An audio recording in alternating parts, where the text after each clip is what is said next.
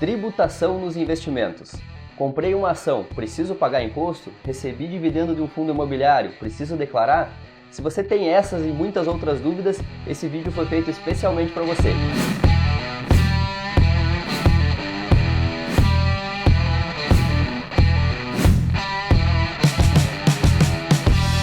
Olá pessoal, e nesse vídeo nós vamos responder para vocês de 4 formas, dividindo em 4 tópicos para ficar mais fácil. Então, os tópicos serão a tributação na renda fixa, nas ações, em ETFs e em fundos imobiliários.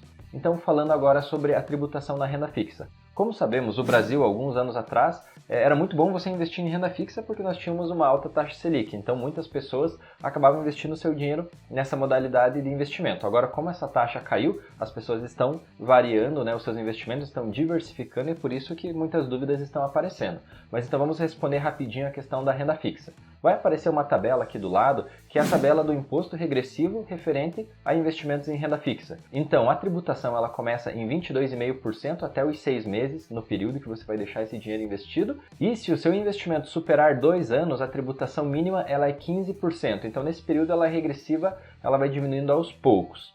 Quem que é o responsável pelo recolhimento e pelo cálculo desse imposto? É a instituição financeira, porque esse imposto ele é retido na fonte. Então, sempre que você vai aplicar um exemplo num CDB de algum banco, você vai aplicar no Tesouro Direto, você compra uma debênture, tudo isso são investimentos de renda fixa. Então, quem calcula esse imposto e quem recolhe ele é a própria instituição. Você só aplica lá, é super tranquilo, você só precisa se preocupar em utilizar esse dinheiro ou não para você não vai se preocupar com o cálculo. Como que funciona a questão da declaração desse imposto, Como que você vai declarar ele? Então, se o rendimento for superior a R$40 mil no ano, você precisa declarar a tributação. Então, ela não é obrigatória, porém, se os rendimentos de renda fixa superarem 40 mil, você vai ter que declarar. Mas para você ter mais do que R$40 mil de rendimento em um ano em renda fixa, com a taxa de juros que nós temos hoje, você vai ter que ter aí um bom dinheiro investido em renda fixa. Exatamente. Vale lembrar também que se você não declara e você possuir de patrimônio acima de 300 mil, então seja seus bens, carro, casa e mais os investimentos em renda fixa, todos esses bens superarem 300 mil reais, você também é obrigado a fazer a declaração. E caso você seja isento e não tem patrimônios até 300 mil e não tem investimentos que gerem 40 mil reais de rendimento no ano, você continua isento e não precisa fazer a declaração se você mantiver os seus investimentos só em renda fixa.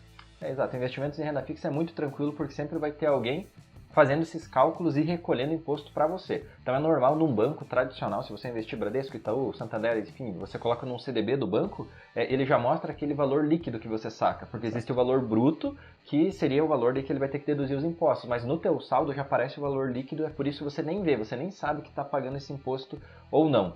Mas isso é diferente na questão da renda variável, que é o que nós vamos falar agora. Tem alguns detalhezinhos. Exatamente. Então, entrando em renda variável, é que surgem várias perguntas, Quanto eu preciso ter investido em renda variável para declarar imposto? Então, assim, a partir de R$1 em renda variável, você já é obrigado a fazer a declaração de imposto. E você precisa pagar impostos? É isso que nós vamos explicar agora nesses próximos 3 investimentos. E começando por ações. Então, ações. Ações você precisa pagar imposto? Sim, caso você faça vendas superiores a R$20 mil com lucro em um mês. Então, se você comprou R$10 mil em ações e essas ações se valorizaram e você tem lá R$25 mil dessas mesmas ações e você fizer a venda delas, você vai ter que pagar imposto de renda, se você vender os R$25 mil. Então, exemplo, você vai ter que descontar o lucro, então você comprou a 10, está vendendo a 25, você teve R$15 mil de lucro, vai pagar 15% em cima desses R$15 mil que você obteve de lucro. E agora vamos dar um outro exemplo. Você tinha investido R$30 mil em ações e essas ações se desvalorizaram, você teve prejuízo e agora elas valem R$20 mil. Preciso pagar imposto porque eu vendi R$20 mil no mês, então eu preciso pagar imposto? Não, porque você obteve prejuízo. Ou seja, você ganhou um desconto de R$10 mil para você usar em futuras vendas de ações.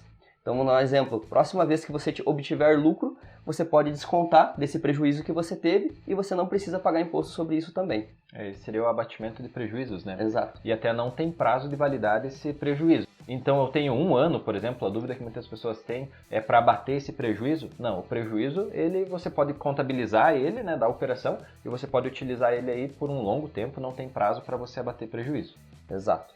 Então, lembrando, o imposto de renda é de 15% sobre o lucro, e se você vender até R$20 mil com lucro no mês, você não precisa pagar imposto. Ou seja, até R$19.999, né? No mês você não precisa pagar imposto. Caso você venda acima disso com lucro, você tem que gerar uma DARF e pagar esse imposto de renda.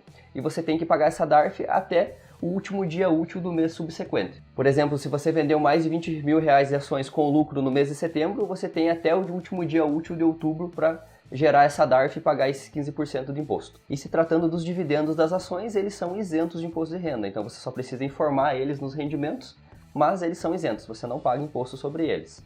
E na questão do day trade, a regra é um pouquinho diferente. Então nós vamos comentar o day trade porque ele não é o foco do canal, mas para quem compra uma ação e vende no mesmo dia a mesma ação pela mesma corretora, o mesmo CPF, o mesmo código, é isso que é day trade, essa pessoa não tem isenção e a alíquota é 20% de imposto sobre o lucro.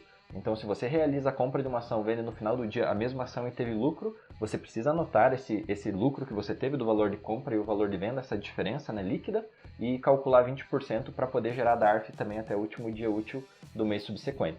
Isso em day trade. E em swing trade, que são operações, né, que você compra em um dia e segura por um longo tempo ou vende uma semana depois, segue a regra aí que nós comentamos dos 15% e a isenção dos R$20 mil. E pessoal, antes que vocês tirem todas as suas dúvidas sobre tributação nos investimentos, já deixa o seu like, se inscreve no canal, ativa as notificações. Se ficou alguma dúvida ou se ficar alguma dúvida durante todo esse vídeo, deixa nos comentários que nós vamos responder e isso nos ajuda para o crescimento aí do nosso canal. Agora, mudando o foco e indo para fundos imobiliários, como é que é a tributação então dos fundos imobiliários? Ela não tem a isenção dos R$20 mil como nós vimos na questão do swing trade em ações. Então, fundos imobiliários, se você vender a cota, teve lucro, você já precisa provisionar esse cálculo e a alíquota é 20% em fundos imobiliários. Então, é a mesma coisa do que ações. Comprei uma cota de fundo imobiliário, preciso declarar no imposto de renda? Sim, é renda variável. Se você vendeu e teve R$2 de lucro, preciso provisionar esse lucro? Sim, precisa provisionar. E a questão também, quem faz todo esse cálculo é você mesmo. Então você tem que fazer a declaração anual, considerando as suas cotas. Se você vender a sua cota, você precisa calcular então os 20% de imposto sobre a valorização da cota. O detalhe que muitas pessoas confundem é no recebimento de dividendos, porque fundos imobiliários pagam todos os meses os proventos, né, que caem na conta da corretora. Esse valor mensal que cai na conta da corretora, que seria os aluguéis, os proventos, ele é um valor isento. Então, no recebimento de dividendos dos proventos, fundo imobiliário é isento, porém na venda da cota você precisa calcular 20% de imposto sobre o lucro. Exato. E vale lembrar que os dividendos eles são isentos, mas você também precisa declará-los na sua declaração anual de imposto de renda. E indo para outro caso que também gera muitas dúvidas, são os ETFs. Os ETFs, apesar das operações também serem parecidas com ações, ele também não possui a isenção dos R$20 mil. Ou seja, assim como os fundos imobiliários, você comprou um ETF, obteve lucro, vendeu, vai ter que pagar imposto sobre esse lucro. Mas o imposto é de 15% sobre o lucro. Então, comprei um ETF a R$10, vendi ele a 20, eu vou pagar 15% de imposto sobre esses R$10 de lucro que eu obtive. Então é simples também e, claro, você precisa declarar ele também na sua declaração anual de imposto. No ETF, ele não paga dividendos, né? Então, no Brasil, exato, ETFs não pagam dividendos. Então, você só vai realmente ter o lucro do ETF se você vender ele. E no valorização, né? Pela valorização. Então, e no momento que você vender, você precisa lembrar que tem esses 15% sobre essa diferença da compra e da venda, né? Exato. Que é 15% de imposto de renda, a mesma questão. DARF até o último dia útil do mês subsequente.